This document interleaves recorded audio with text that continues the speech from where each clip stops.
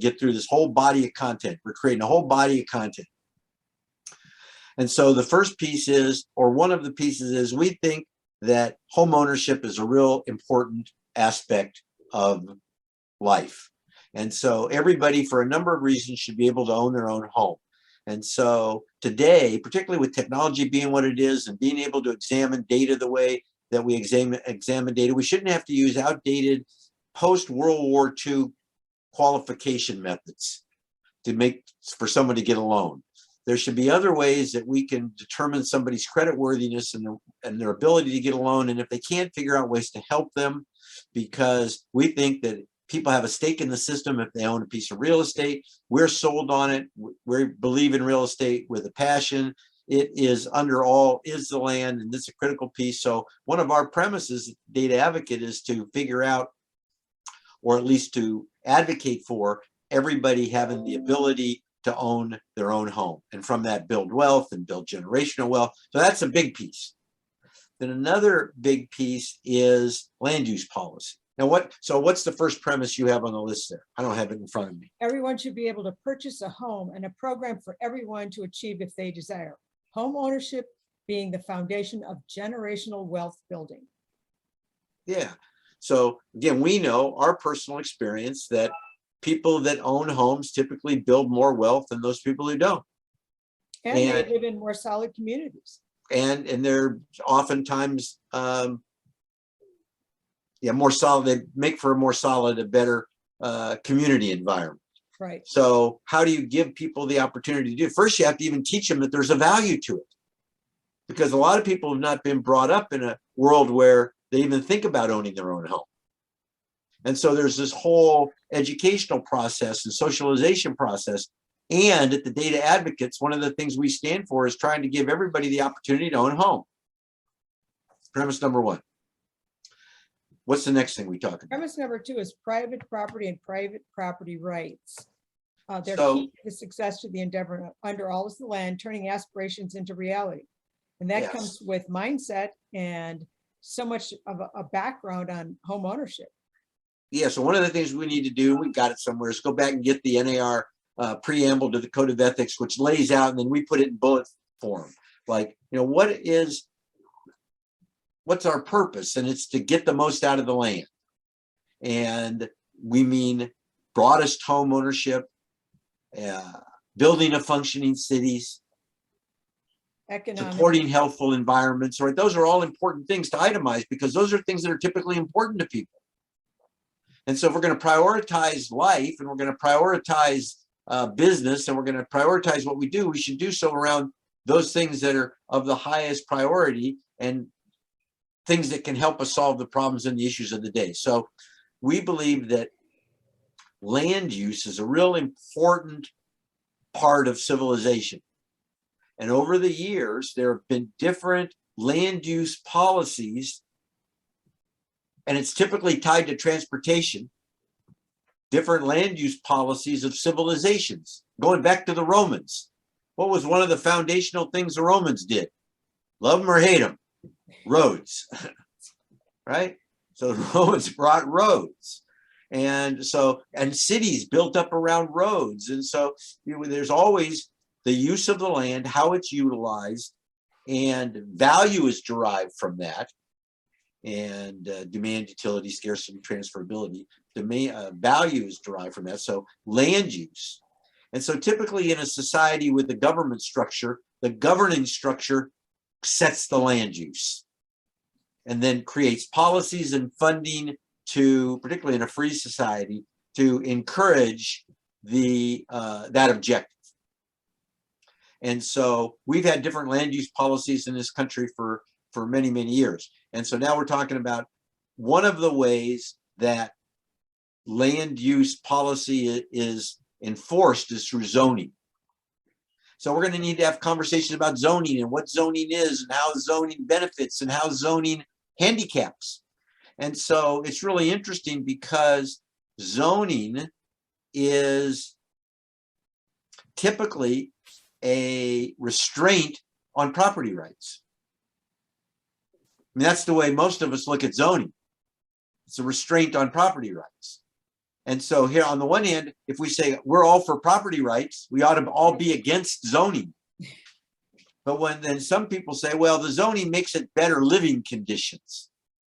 So while you can be for property rights, you should be against some property rights so that people have better living conditions. But prior to like the 1920s, and we have that documentation, there were no zoning laws. And so you could build a house and you could build a factory and you could build a business, and that's just the way neighborhoods developed. You could build a duplex, you could build an 8-unit, you could build a single family, but not until like the 20s, I don't remember the year, we'll look it up, did zoning come in and say, wait a minute, you can only do these certain things on that property. That's a restraint on your use of the land. So zoning is really a restriction and the abridgment of private property rights, but we don't think about it that way. Because over the most recent years, we've been conditioned to think otherwise. And so we need to have discussions, and we will, around private property rights.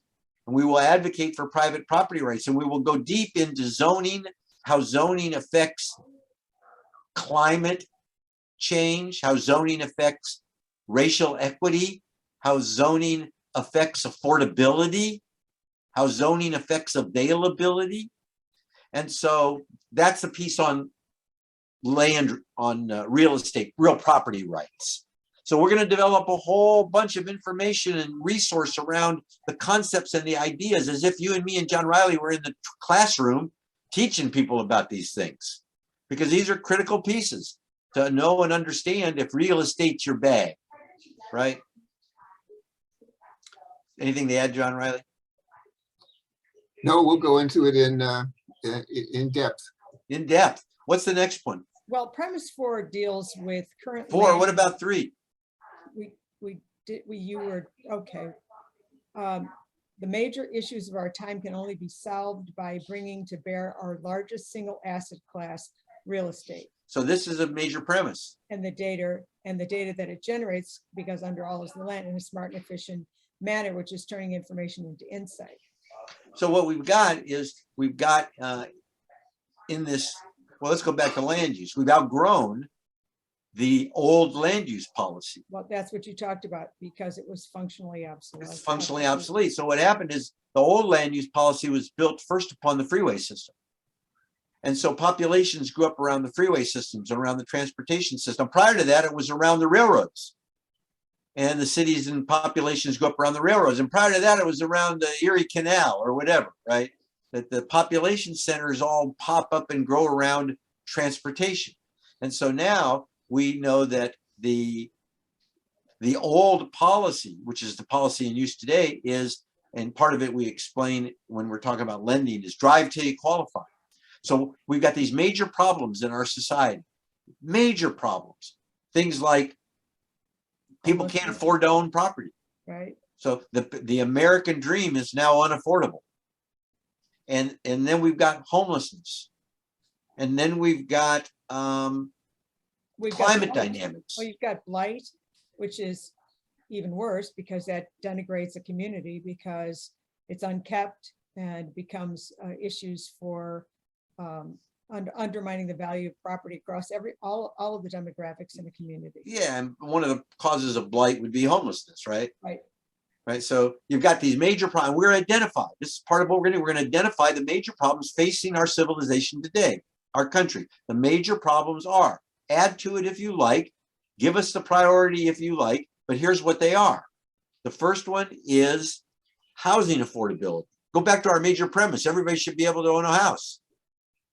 Well, then we got a big problem, because housing affordability is an issue and people can't afford to buy, and we're turning into a renter nation. That's got different dynamics. So that's a major issue today, and we need to talk about it, and there are ways to solve it, and that's part of what we're going to talk about. So housing affordability. Then there are these issues of property rights and climate dynamics and social and racial dynamics and Walkability. Solution, walkability, right? So we've got all these issues. So go back to read the premise as we stated. What was that statement again? The premise starts with current land use policies at the local, state, and national levels are not sustainable and are functionally obsolete.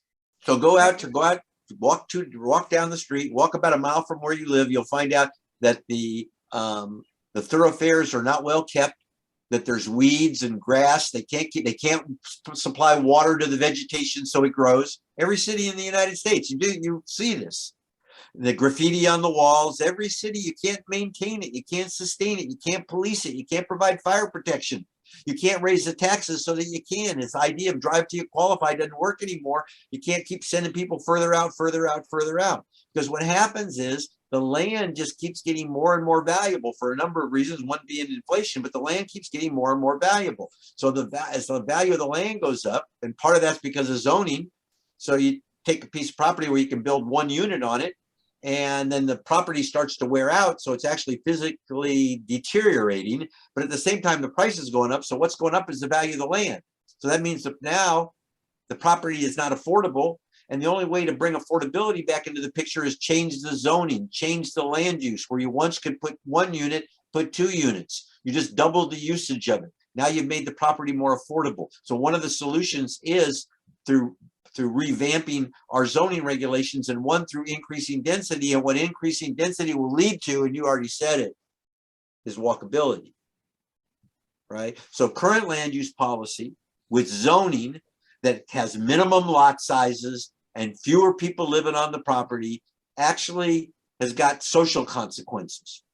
And we're going to examine those social consequences as well as economic consequences as we kind of go down in this tree of knowledge that we're building, right? So land use is going to change. Land use policy has to change. The money is allocated to change land use policy. Millennials and certain generations prefer higher density walkability than older generations. So let's identify those things. Let's put them out there for the real estate industry and consumers to understand, so it makes it easier for them to plan, so that they can put their text into context, right? So that was that. What's the next one?